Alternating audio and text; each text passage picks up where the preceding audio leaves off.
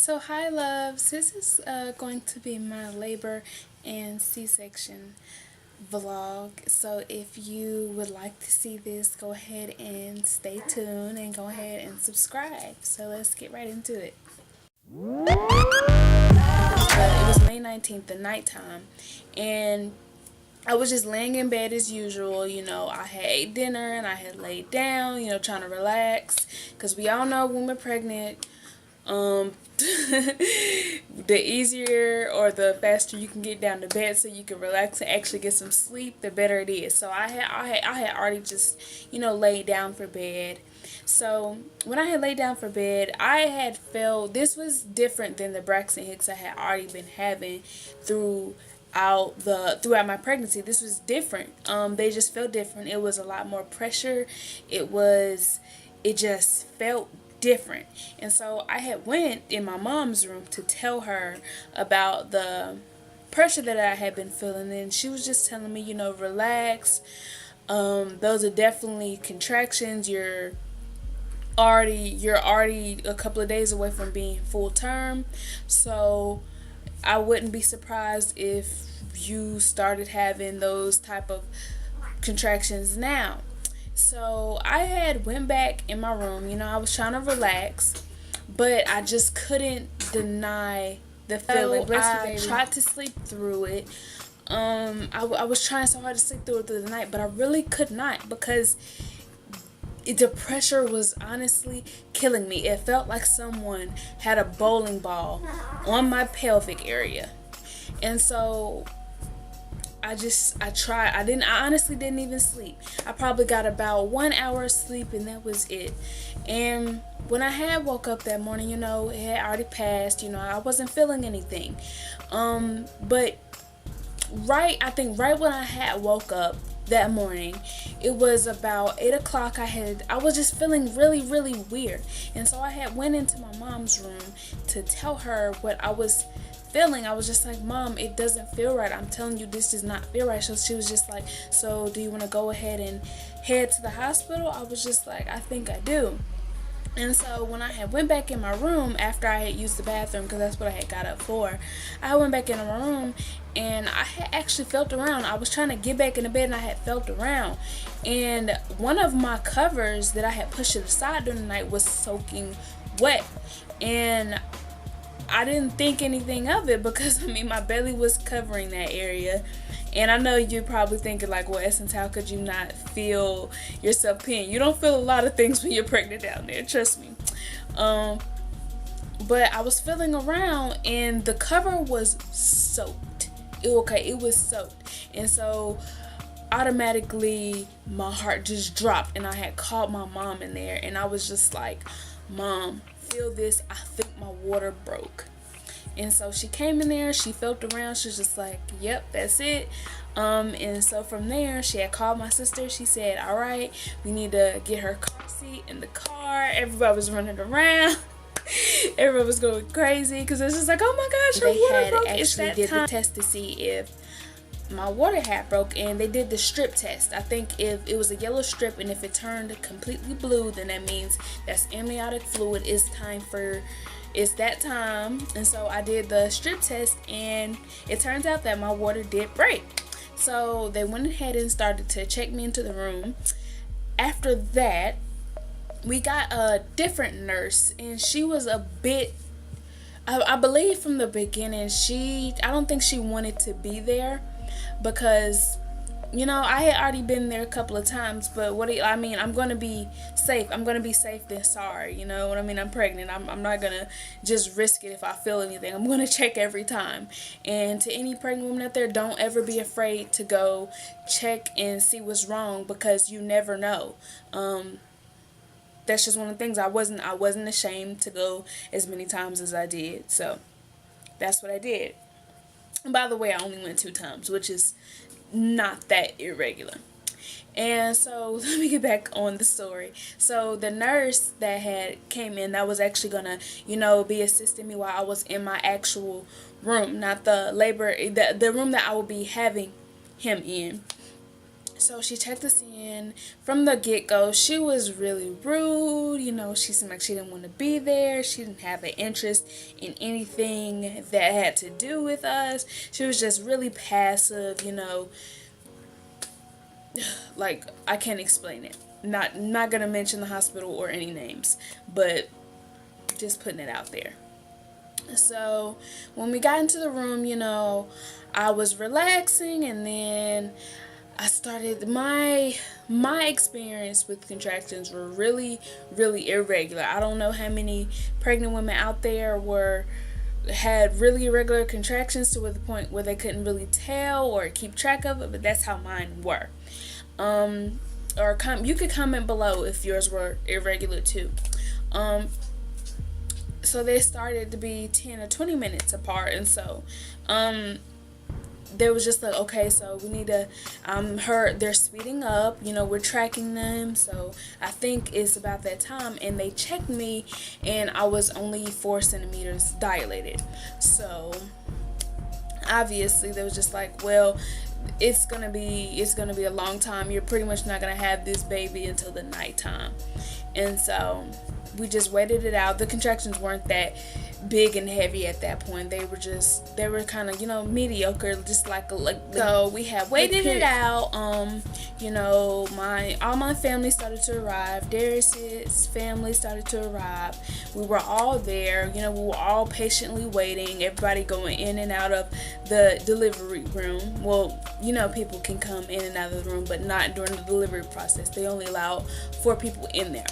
So we were just waiting around, measuring the contractions. People in my family, like my grandmother, my mom, was telling me, get out, walk a little bit. It helps speeds everything up. Plus, you won't be so tense when it's that time, because you already stretched your body out and everything. So I trusted it. I did it, and I was walking around. At least every hour, I would at least take 2 to 3 walks around the floor that I was on, just to, help speed things along. And this went on up until 5 p.m. at night. And so by that time, I was only 5 centimeters dilated. So that only moved me up 1 centimeter. And so at that point, I think the rude nurse that had came in, and I'm gonna call her rude because she was really rude.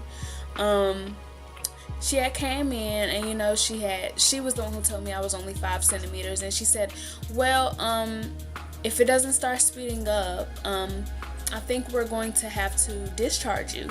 And by that time, my family was just like, no, we basically spent a whole day here. You're not going to get us for our money. Who sends a woman home whose water has already broken and she's 5 centimeters dilated? And even if you did, that's just not proper. You know what I mean? That wasn't gonna happen. My family wasn't having it. We were not going anywhere, basically. And so my family had basically asked the nurse, they're just like, well, her doctor isn't here, you're only a nurse. No offense to any of the nursing students out there, but we had said, you're only a nurse, you're not going to discharge her. We would rather her doctor discharge her, check her, and then discharge her, and then we will happily go on our merry little way. But little did they know I wasn't going anywhere.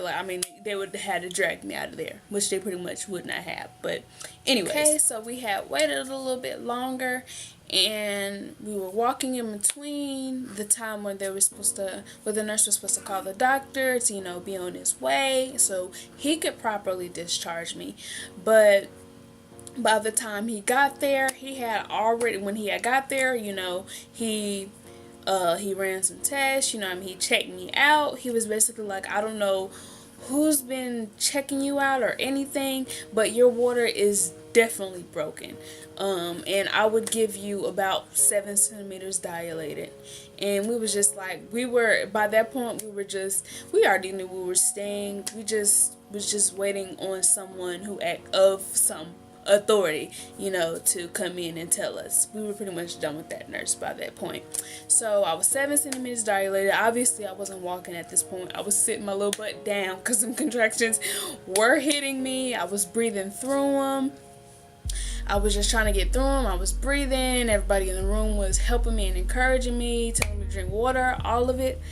But pretty much by that point, I really couldn't take it. I couldn't take it anymore. I was just like, can I please get the epidural? Give me that epidural right now. And so they told everybody to get out of the room, and only one person could be in there. My mom was in there, and they gave me the epidural. And I'm not gonna give anybody any scary stories about the epidural. I think it just depends on your body. My body and how big my baby turned out to be, it just wasn't that good of an experience for me. But they said the experience is different for everybody, so do not get scared when I tell you that mine was a bit painful, but that was just my experience in my body. So I got the epidural from there. As everyone says, it was easy peasy up until the time I had to started pushing, and I started pushing, and I was pushing, and I was pushing, and I was pushing. I honestly do not remember. I do not remember how many hours I was pushing, but it felt like a lifetime. It turned out it was only like, I think it was like 5 hours I was actually pushing. I was pushing for 5 hours, because by that point it was 10 o'clock and I was pushing for 5 hours. So it was 5 a.m. by the time I was done pushing. And I couldn't. I had planned my whole pregnancy. I wanted to do a natural way, a more natural way of doing it, but it turns out that I just can't. Excuse me if I'm about to get emotional, but it just turns out that I couldn't. But I had tried my best. Everyone in the room was encouraging me, but I just couldn't. I was pushing for the life of me, even to the point where I had actually popped, it was not popped a vein, but I think a blood vessel had kind of broke in my eye, and everyone could see it in the room by that point. They was just like, Essence, you call the shot, whatever you want to do, we support you. And I was just like, I think I want to do a C-section. But it turns out by that point, after all of this, after deciding all of this, then that's when my doctor decides he wants to come in.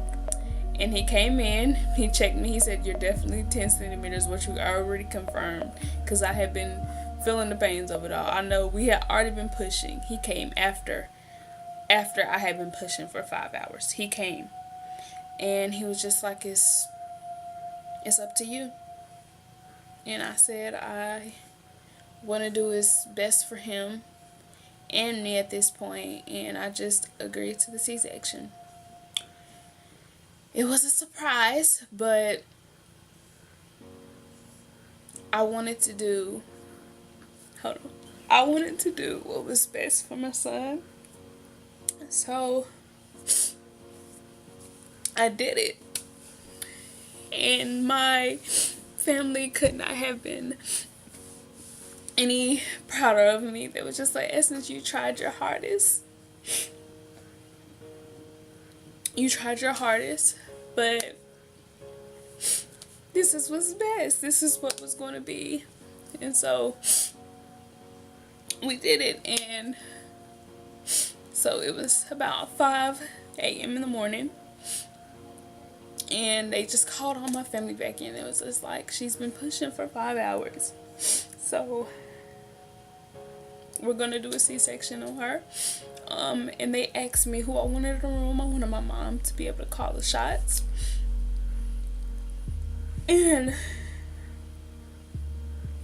But I just had to make a decision. Sorry. I'm gonna get it together.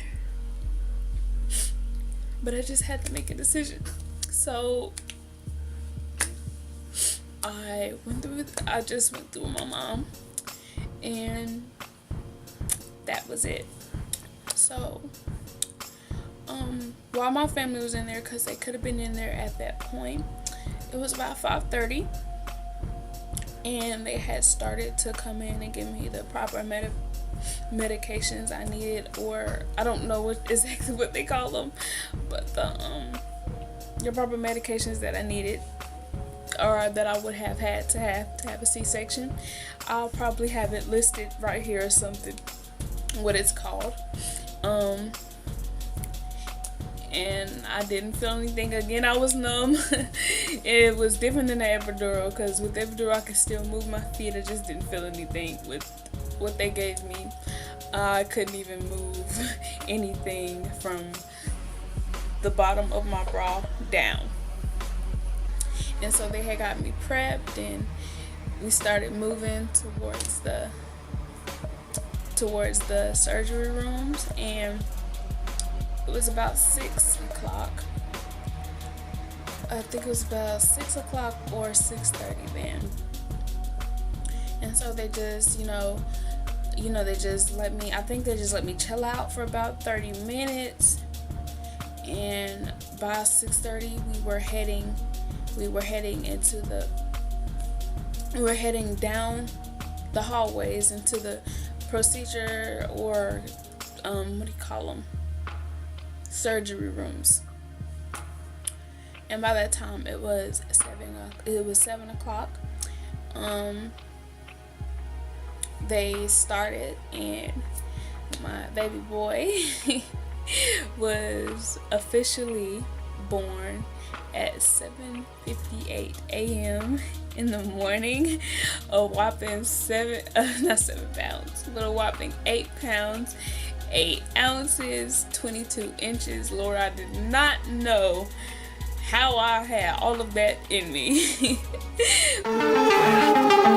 truth is, definition of what happened. If you came to prove